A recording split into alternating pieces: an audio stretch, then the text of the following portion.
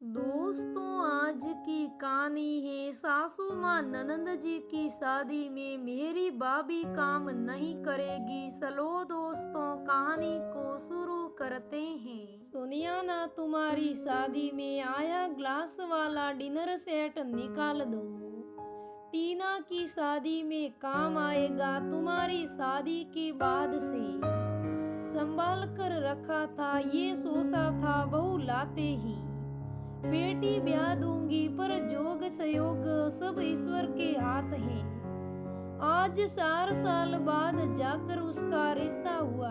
मोहिनी ने अपनी बहू सुनियाना से कहा। सुनियाना की शादी के बाद से ही टीना की शादी के लिए तैयारियां शुरू हो गई थी, परंतु इकलौती बेटी के लिए अच्छे से रिश्ते घर मिलने की जिम्मेदारी की वजह से आज टीना 30 साल की हो गई। घर में बड़े इंतजार के बाद ही खुशियों का माहौल बना था। हर काम बेहतरीन तरीके से किया जा रहा था, कोई कमी ना रही। लड़की के पैदा होने से लेकर ही इस दिन का इंतजार बेसब्री से किया जाता है। उसकी शादी की खुशी माता पिता के चेहरे पर साफ झलकती है। बहू, तुझे जन्मदिन पर जो झुमके सगाई के बाद भेजे थे वो ले आओ। वो वैसे भी टीना के लिए ही बनवाए थे। मोहिनी ने बहू से बोला। सुनियाना लेकर आ गई। वो मन ही मन ये सोचकर मुस्कुरा भी रही थी, सगाई के बाद सोने के गिफ्ट सिर्फ अपनी रईस दिखाने के लिए दिए जाते हैं, ताकि लड़की वाले समझ जाए कि किस हिसाब का घर है, कैसा लेन देन करना। सुनियाना बेद सुलझी हुई विचारों वाले संपन्न परिवार की लड़की थी, सो इन सब बातों से उसे कोई खास फर्क नहीं पड़ता था। माँ, ये झुमके आपने भाभी को गिफ्ट किए थे, अब ऐसे ले लेना अच्छा नहीं लगता क्या है? टीना धीरे से माँ को बोली। ना, तुम निश्चित रहो, उसने आज तक मेरी किसी बात को नहीं टाला। वैसे भी कमी थोड़ी है उसके पास, उसकी शादी में तो सोना सस्ता था, खूब मिला था उसको मायके से भी। अब इतना महंगा हो गया है, इतना तो वो भी समझती है। शादी की तैयारियां जोरों शोरों से शुरू हो गई। मेहमान आ गए, घर रिश्तेदारों से भर गया। टीना के जेवर, सूटकेस, कपड़ा लता सब बहुत ही बढ़िया डाली हो जीजी। ससुराल वालों की तो आंखें समक जावेगी। कानपुर वाली मासी बोली।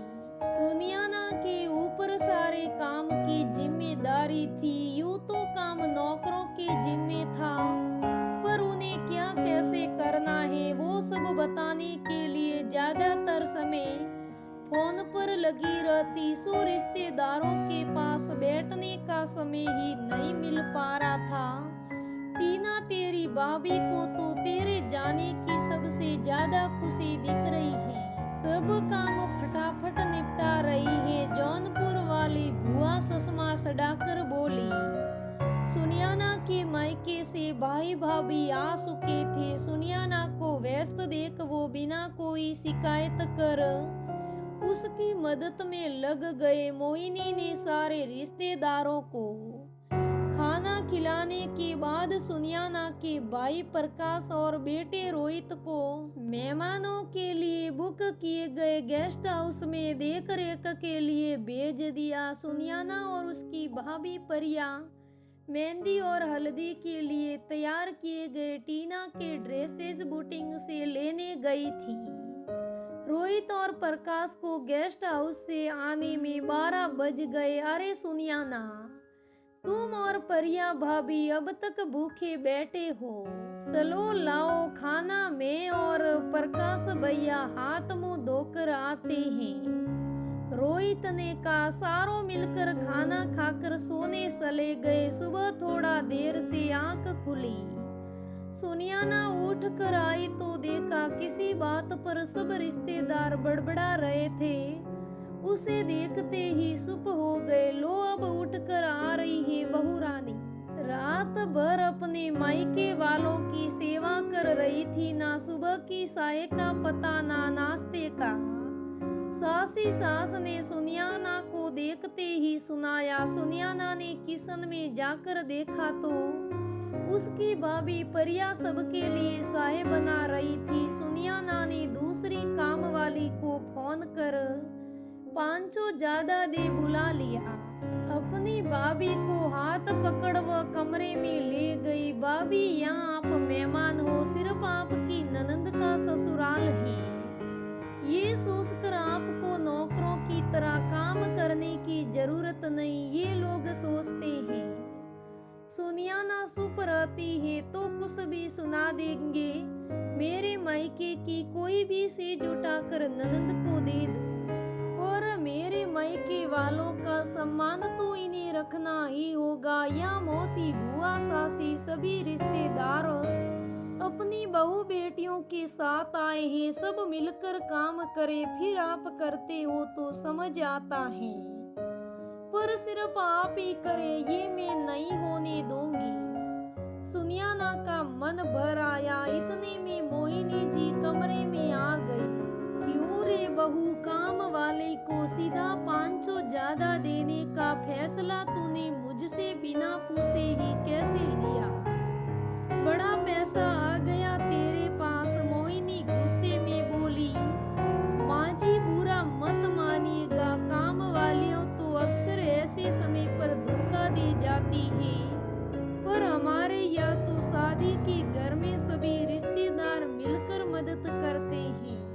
दूर की पास की सभी बहुएं भाभियां रसोई में ऐसे लग जाती हैं, काम कब हुआ कुछ पता नहीं चलता।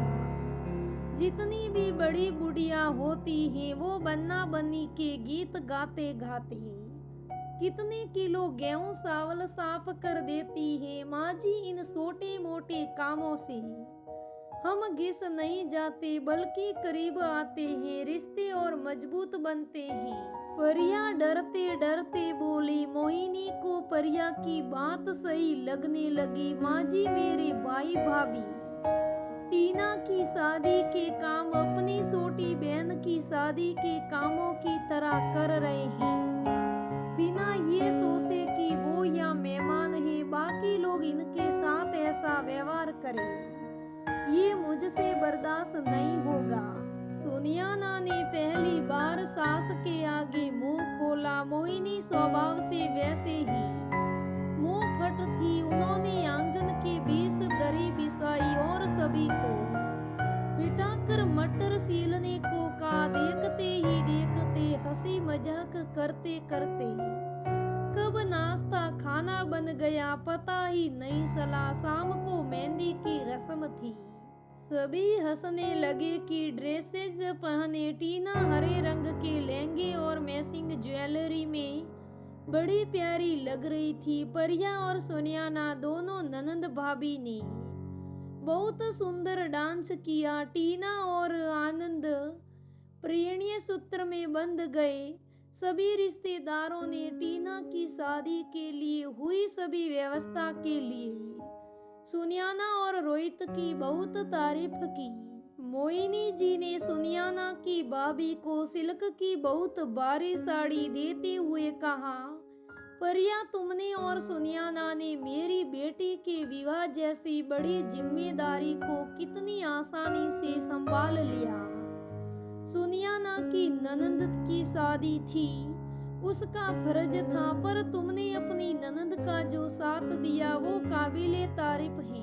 सुनियाना के चेहरे की चमक स्वाभाविक थी। एक बहू अपने ससुराल वालों से सिर्फ यही अपेक्षा करती है जैसे वो अपने ससुराल के मान सम्मान को ध्यान रखती है, तो वही मान सम्मान उसके मायके वालों को भी मिले। परिया और प्रकाश ने मोहिनी के पैर छूकर सुनियाना और रोहित से चलने की इजाजत ली।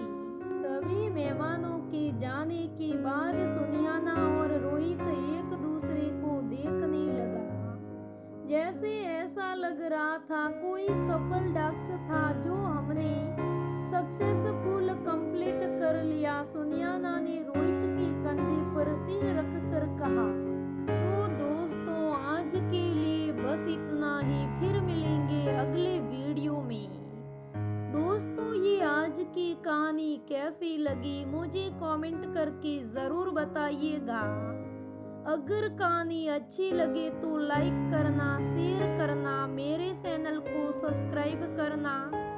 धन्यवाद दोस्तों, फिर मिलेंगे अगली कहानी में।